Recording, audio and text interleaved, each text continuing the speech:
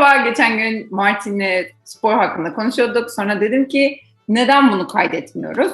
Belki de benim gibi farklı ülkelerin az bilinen spor branşlarını öğrenmekten keyif alıyorsunuzdur. Ben farklı ülkelerin eğitim sistemlerini ya da az duyulan spor branşlarını öğrenmekten çok keyif alıyorum. Martin'le konuşmamızda da o kadar çok bilmediğim spor branşı çıktı ki ya bunu neden kaydetmiyoruz ya? Hani bunu farklı insanlar da görsün. Küçücük İrlanda, küçücük yeşil İrlanda'nın ne kadar çok spor branşı varmış dedim ve bu video ortaya çıktı. Hangi spor branşları olduğunu birazdan paylaşacağım. Aklıma gelen, öğrenmek istediklerimi samimi bir şekilde onunla paylaşacağım. Umarım sizler için de keyifli bir söyleşi olur. Videonun devamına İngilizce olarak devam edeceğiz. Çünkü konuğum hiç Türkçe bilmiyor. Altyazı ekleyeceğim bunlarla ilgili. Oradan da takip edebilirsiniz. Muhteşem İngilizcem için şimdiden kusura bakmayın. And thank you for coming today. I want to share our chat with other people because I learned so many things from you. By the way, I know Martin for 3 years. He got used to my wonderful English. I apologize if I say something wrong. You can correct my sentences. No problem.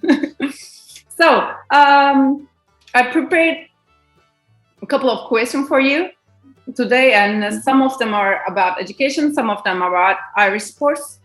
And I'm starting my questions if you are ready.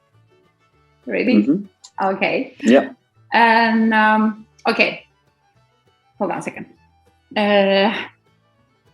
Are PE lessons compulsory in national school in Ireland? My first question. Not when I was going to school, but they may be now.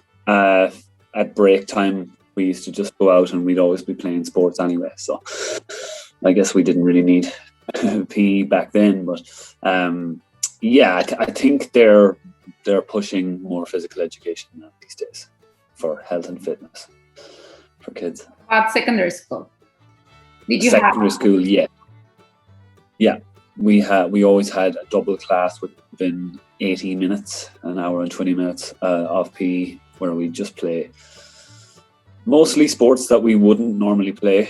So we played like volleyball for a day, or basketball for a day, or field hockey, or things like that. Just sport that we would never really play otherwise because we wouldn't have the equipment.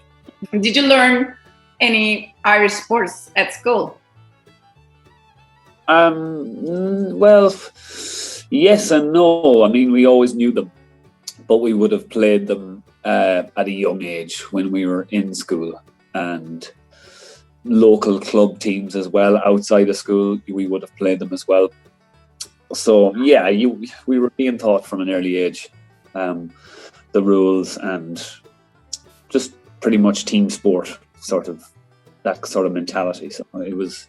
Yeah, we were always playing them. Not necessarily playing them for or in school as an educational thing, but we did have a school team, which would have varying ages.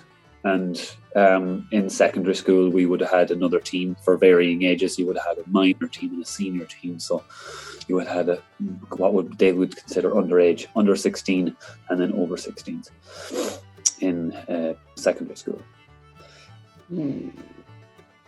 Okay, thank you. And I'm continuing. What did you do in your PE lessons? But I guess you answered that question. Yeah. So, okay, it's not about sport, but it's about education. Did you learn a second language at school? Yeah, in primary school or national school, we would have learned Irish from the start. Because it's such an old language, and it's not used anymore in Ireland, very widespread. So there's small pockets of communities that would use it. So we learned Irish from the start, and then when we went to secondary school, then we picked another language, but we always chose between French or German. Those were our choices. So I done German. And I'd done it up until junior cert. Or sorry, no, I'd done it up to leaving cert actually. But yeah, I mean, it was more just like a grammatical thing and comprehensive rather than being able to speak fluent. Can you speak German? No. I can speak a little bit. I remember some from school, but I wouldn't say I'm fluent by any means. Yeah, cool. Because German is my second language too. I mean, in at school. It's cool, yeah. But I cannot You can't speak. I cannot speak German. I cannot speak English either, but I'm trying at least. So, my other question. Let's talk about sports. What are Ireland's national sports? Well, we have two native sports, which are Gaelic and Hurling. They're our kind of primary ones. Handball, well, Gaelic handball would be considered another. Not as widespread or played as widespread as it used to be, but Gaelic and Hurling, Gaelic Futbol and Hurling are native sports. Rugby is a big sport in Ireland. Football or soccer, association football would be pretty big too, but our native sports, the ones that are actually ours, are Gaelic and Hurling, and camogie for girls. But really, it's just girls hurling. So, yeah. Okay, you didn't count it, but while walking in the Fenerbahce Park, I saw young people riding their bikes on the basketball court. They were holding stick in their hands and they were trying to hit the ball with two sticks and score a goal. And I learned that they were playing bike polo from them. I learned from them, and later when I Google it, and I found out it was played first in Ireland, and at least Wikipedia say that. Did you hear about anything? Did you hear about bike polo? That's my question. Never. No, never. No? Maybe. No, never heard of bike polo. Maybe it's born in Ireland and then. Yeah, I mean, it wouldn't have been like an Irish thing. It would have been just a thing that Irish people done maybe once or twice, a few times. But I've never heard of it. No. I wanted to show your handball, because your handball is different. What we know, it's totally different. And I wanted to share my screen, and I wanted to show Gaelic Hentbol, and I cannot find it. Can I say normal handball? No, I can't.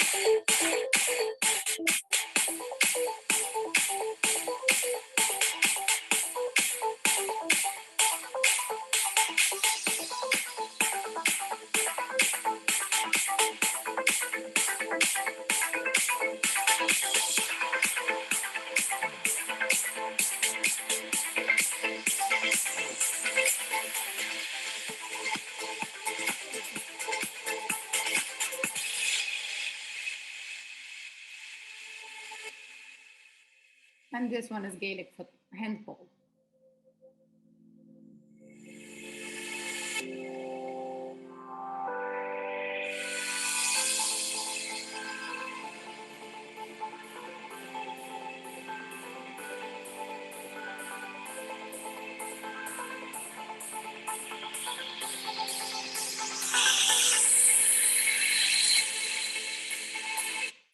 Okay, that's it. So have you ever played Gaelic Hentbol? Yeah. It was never like an official game that we would play. I don't know what part of Ireland they do still play it as a proper, competitive sport. But anytime I've ever played it was just us, just playing around with my friends. But it wouldn't have been a big sport where I'm from. But the remnants of the old courts that were there from years ago are still around Ireland. they're still around my local area. I know of 2 of them within 10 miles of my house. But they're very, very old courts, and obviously they were old, made out of just concrete back then, whereas now they're all wooden floors and fancy indoor squash courts. So these ones were old outdoor ones, so weather permitting. But yeah. So, are sports important in Ireland? Yeah, they would be. Rugby is particularly important to Ireland in the last maybe 20 years, with just a rise in talent and a rise in education on the sport, and just a new crop of talent coming every year. And Ireland have been very successful in rugby union in the last maybe 10-15 years. And obviously our national sports we have is the All-Ireland, which is like our Premier League or our FA Cup. It's every county in Ireland has their own county team, and they play in a championship.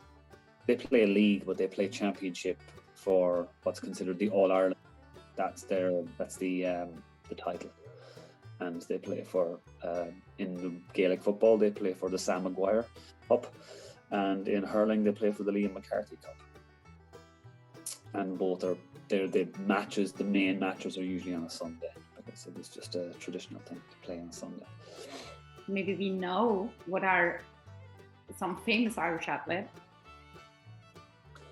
Well, actually a very, very famous one right now would be Katie Taylor, who is a former Olympian boxer, and she turned professional a couple of years ago, and now she's the undisputed lightweight champion, world champion. So she's probably one of our number ones. Conor McGregor would be another, but our rugby stars would be huge. I mean, in Ireland, in the rugby world, in any country that plays rugby, they'd know Brian O'Driscoll, Ronan O'Gara, Paul O'Connell, people like that. I guess I know Conor McGregor, and you have to and of course Roy Keane, who was a captain for Man United for years. He was from Cork. Roy Keane was a big one. People like that. So we had a few. Okay. I love history and I love mythology, so this is my favorite question. Ireland has a very rich history in terms of mythology. Is hurling a part of ancient Irish mythology? Yeah. So the story was one of our most famous Irish heroes was Cuchulainn, and when he was a kid, he was very, very good at playing hurling. So the story goes, and his name was Setanta at the time. So Setanta, in ancient, I don't know, was it just mythology or was it an Irish thing? But your name changed when you become an adult, and it was just a natural thing, and it changed based on the deeds that you've done. So they would change your name to something that you've done as an adult, so that it was a way of describing it. And it seemed to be the case with a lot of the Irish mythological characters.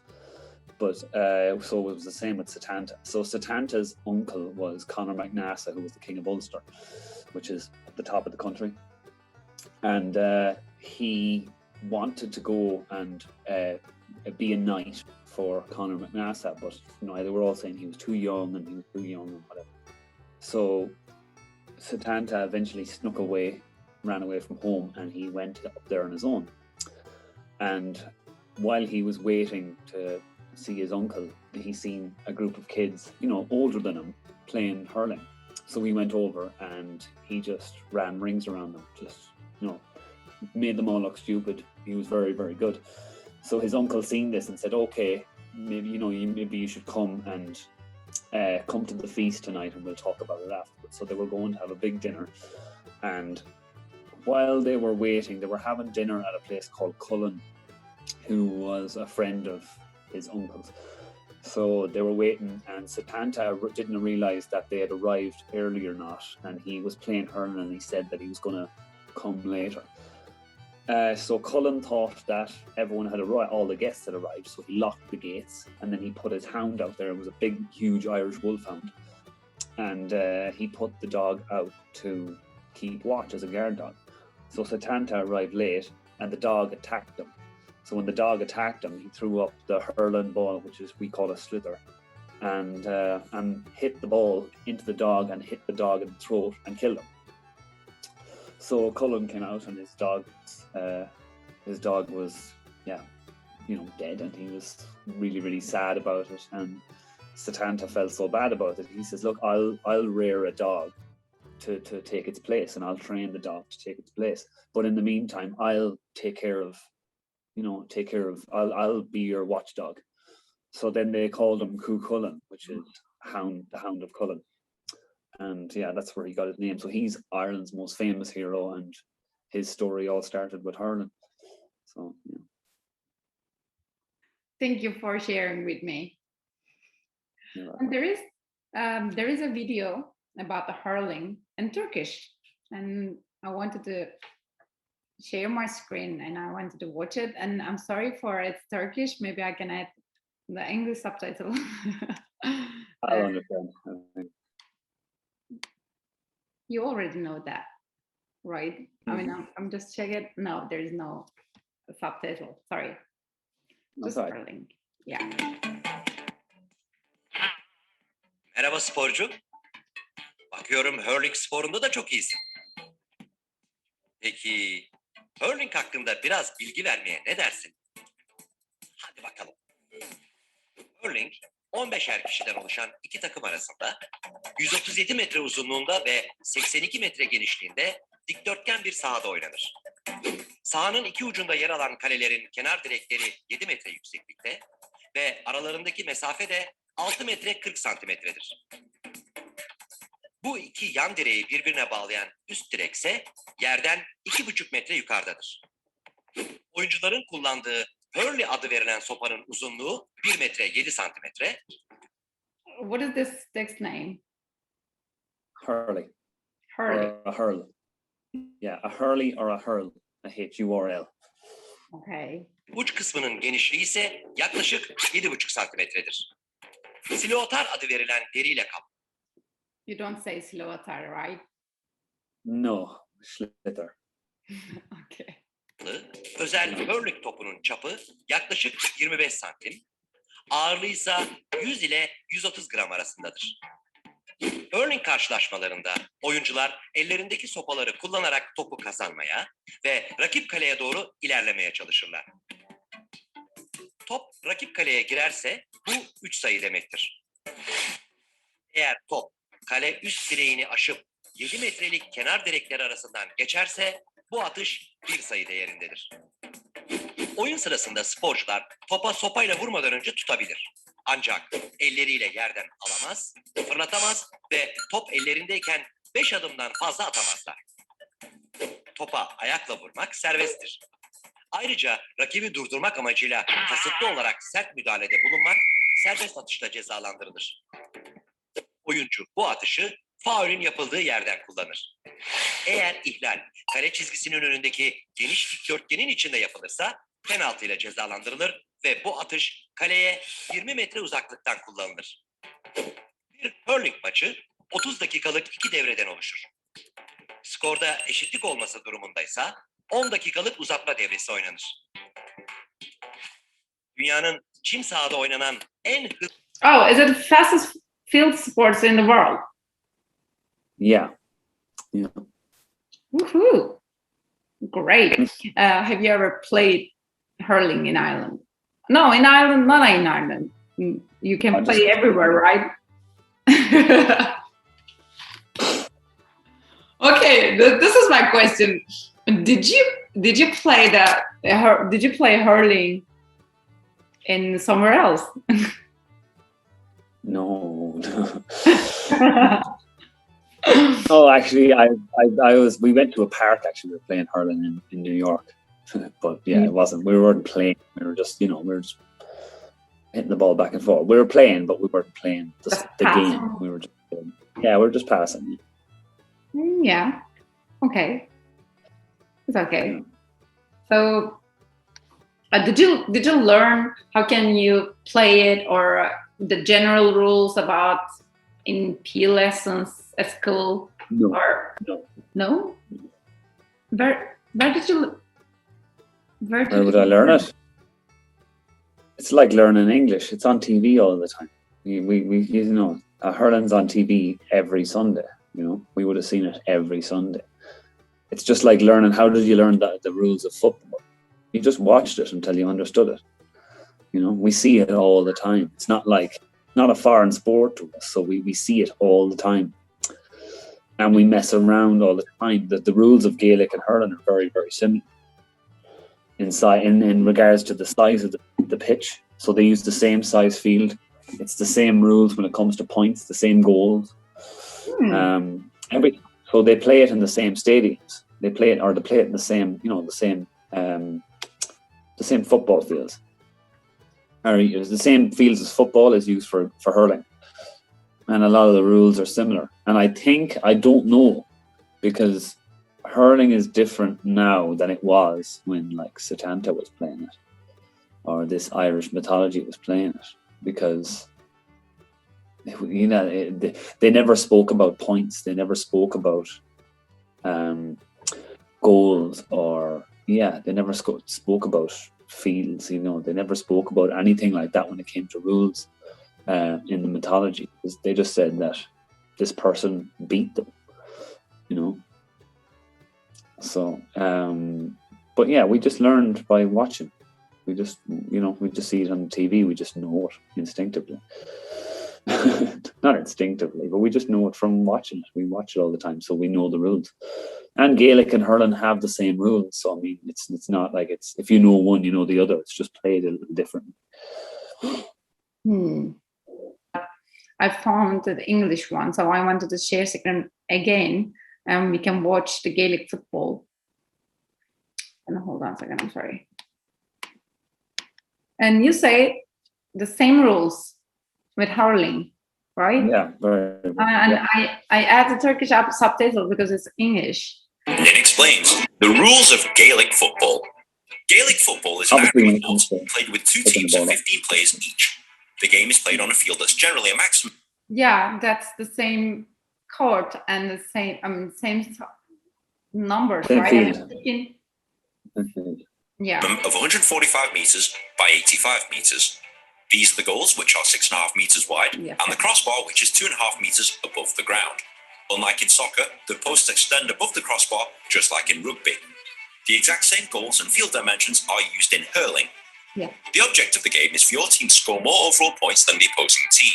To score, a player must kick the ball into the goal or over the crossbar. If they successfully kick the ball under the crossbar into the net, this is a goal and is worth 3 points.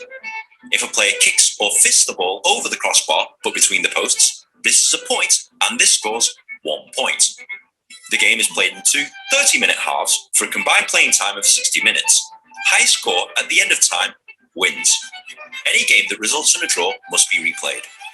Wait, there's more, isn't there? Oh yeah, Gaelic football looks complicated, and moving the ball around the field is the most difficult part to understand. There's a lot of things you can and can't do to move the ball up the field in Gaelic football. You can move the ball by kicking it out of your hands, kicking it along the ground, and running with the ball in your hands so long as it's not more than 4 steps. Four steps, not 5. 4 steps, yeah. 4, yeah. 4. I guess hurling. 5 is 5, yeah. No, it said in the hurling video, if there was 5 steps, is a foul. So it's the same. You no more than 4. So when you step 5, it's a foul. Wow, you understood that. Wow. Cool. After 4 steps, you want to keep the ball. You must hop the ball off your foot to be eligible to take another 4 steps. This is known as soloing and is the equivalent of dribbling in soccer. You can also choose to solo the ball by bouncing it from the ground, but you're not allowed to do that twice in a row. Therefore, most players alternate between hopping it from the foot and bouncing it on the ground. A player can catch the ball with his hands in the air. A player can hand pass to a teammate, where you slap the ball with an open palm. And a player can fist the ball, where you strike the ball to a teammate with a clenched fist. However, a player cannot touch the ball on the ground with his hands or lift it with his knees. And a player cannot throw the ball There are 15 members of the opposing team who try to take the ball away from you so that they can score themselves. They are allowed to make shoulder-to-shoulder contact so long as the opponent has possession of the ball. Or if no one has the ball, be shoulder-to-shoulder to the opponent nearest the ball. They're also allowed to use their hands to block shots or to knock the ball out of your grasp. If you're used to Australian rules football, this may seem very familiar, but there's a few other things that you'll need to understand before playing or going to a game. For example, free kick. A free kick is a restart in play, usually after a foul. If a foul occurs, a free kick is awarded either at the spot of the foul, where the ball lands after a foul, or the 13-metre line for fouls inside the 13-metre area. A player has to declare whether to play the ball out of his hands or from the ground. Foul. If a player commits any of these infractions, a foul is assessed and the other team is awarded possession of the ball by way of a free kick. A player can also be cautioned with a yellow card, sent off with a black card, but a substitute may replace him, or Oh, that's a black card. Oh. a red card where you are sent off the pitch. Oh, there is a red card too. Okay, yellow, black, and Yeah, so you have a yellow card for normal stuff, like, and a black card means you're sent off, but you can be replaced. So it's like you have to leave the pitch and they have to bring someone else on for you. It's like a forced substitution. Whereas a red card is you're being sent off and there is no replacement, like a normal red card. oh, okay. Without a substitute replacement. Penalty kick. If a foul was committed on a player with a legitimate chance to score, a penalty shot will be given to the attacking team. The ball is placed on the ground at the 13-metre line and only the goalkeeper can guard the net. Just like in soccer, it's one kick only and any goals scored count towards the overall score. Substitution. A team is allowed to substitute up to 5 players per game. Very similar to soccer, the players must wait in the substitution area and players must enter or exit at the designated area only, and only in a stoppage of play. To the uninitiated, Gaelic football seems ridiculously complicated. But once you understand the rules, it becomes a pretty cool sport to watch. If you found this video at all helpful, please like, share with your friends. Okay, thank you. Yeah, it's a little bit confusing. Yeah. But I guess I understood something.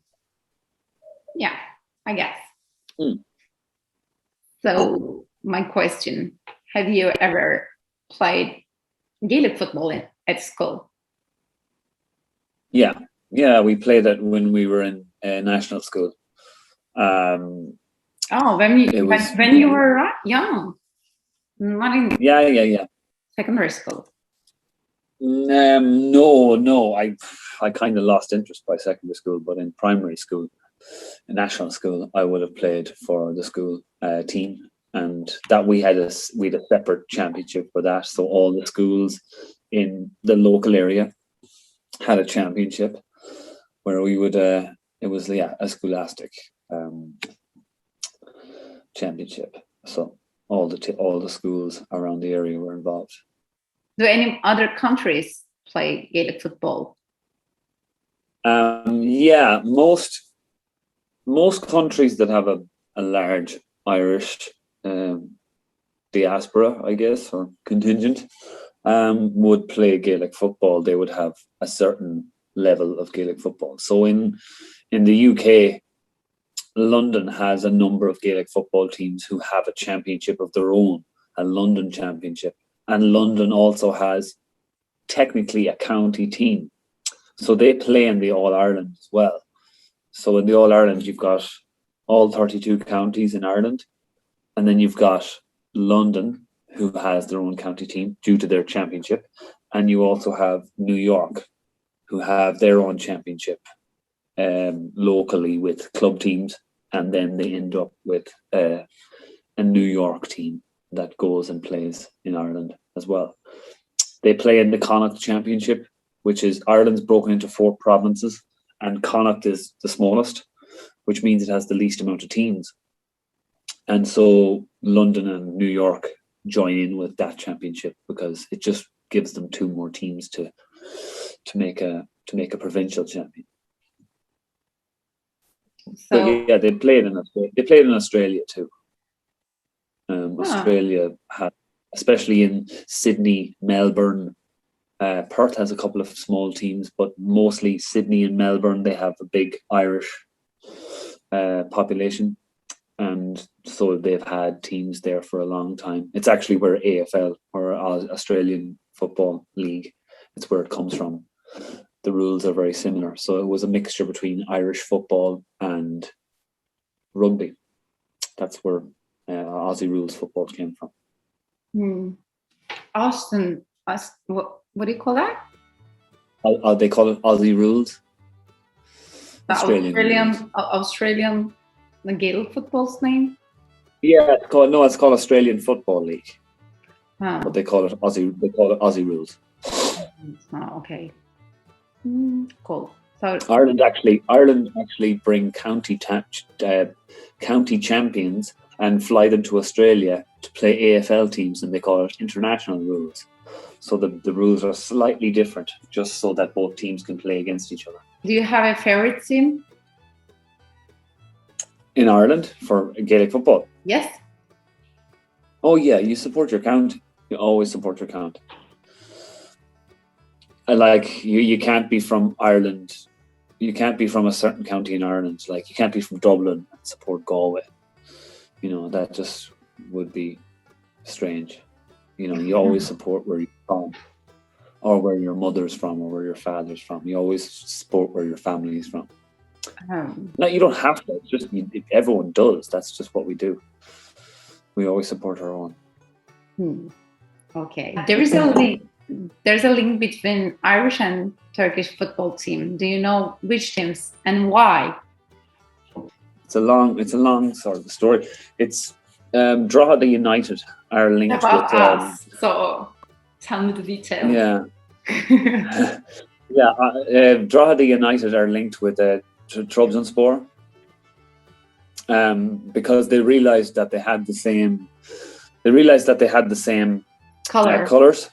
Yeah. And then Trabzonspor seen the crescent moon and star on Drogheda United's crest, and they wondered what it was. So they looked into it and found out that Drogheda United has used that crest and used the crescent moon and star because of the Ottoman Empire's donation to Ireland during the famine of 1845 to 1851, and they've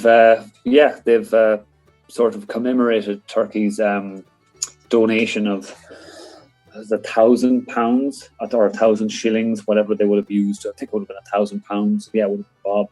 And actually, he wanted to help about the £10,000, but Queen Victoria, yeah. I love that. I mean, didn't want to be overdone. So yeah, they offered to give 1,000, or they offered to give 10,000, but they were told that they couldn't, essentially, and so they gave 1,000, and they gave a number of ships of grain and food or whatever they had.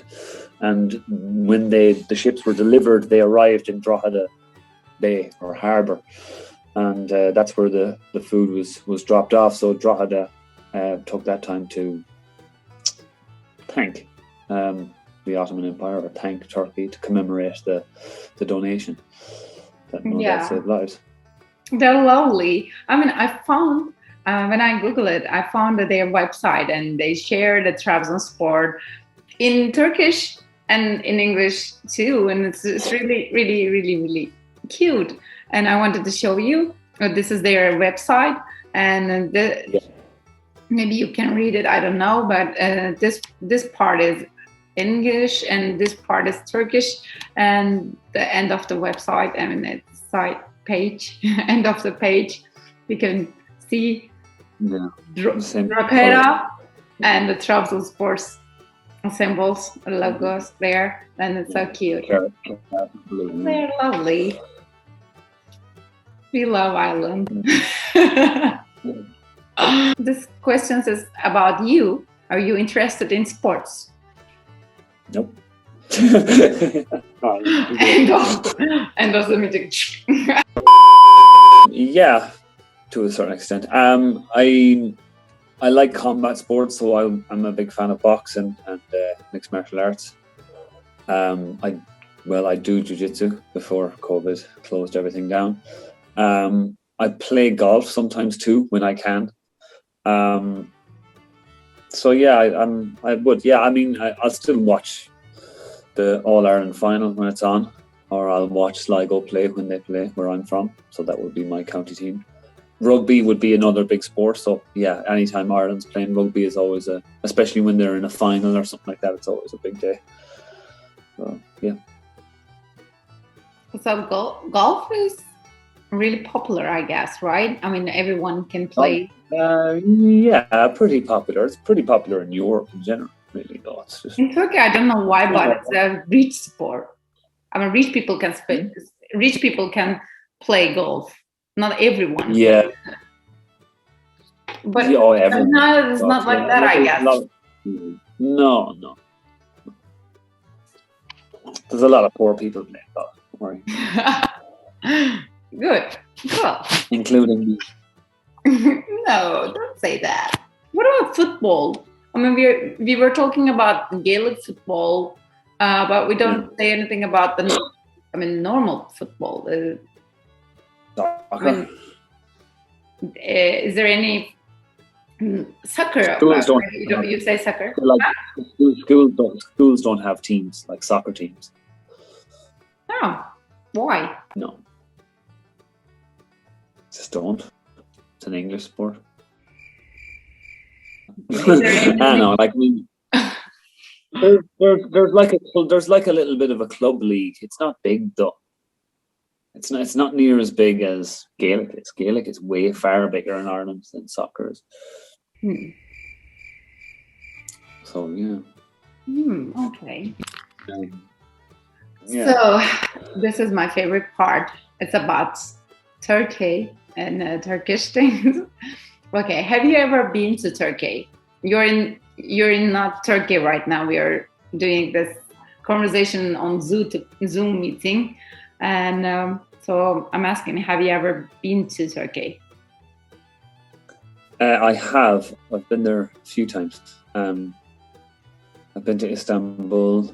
I've been to Akçay. I've been to Bergama, Troya, Kuşadası, Ephesus, Şirince, Bozcaada. Yeah, a few places. Traveled a little bit. Do you know any Turkish teams? Trabzonspor, of course. Galatasaray, Fenerbahçe, Beşiktaş. Yeah. Cool. And what do you think about Turkish foods? I like Turkish food. Yeah, I like kahvaltı. That's my favorite. But what are your favorite Turkish foods? I like İskender. I like kokoreç. I like simit with balkamek.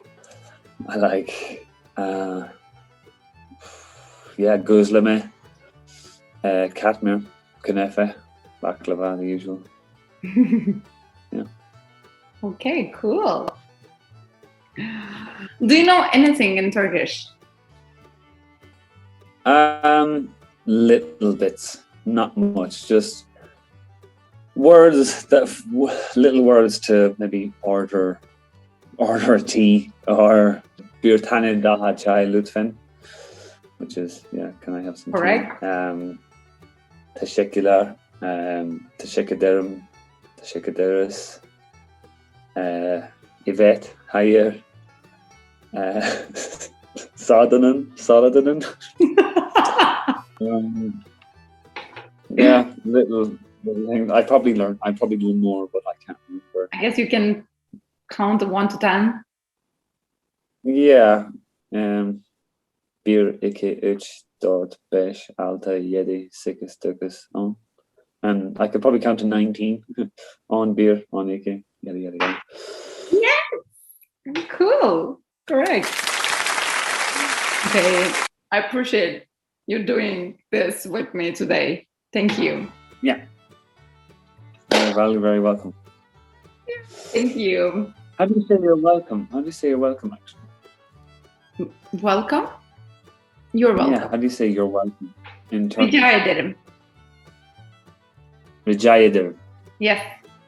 Rica Oh, yeah. ederim. Rica ederim. Okay, bye.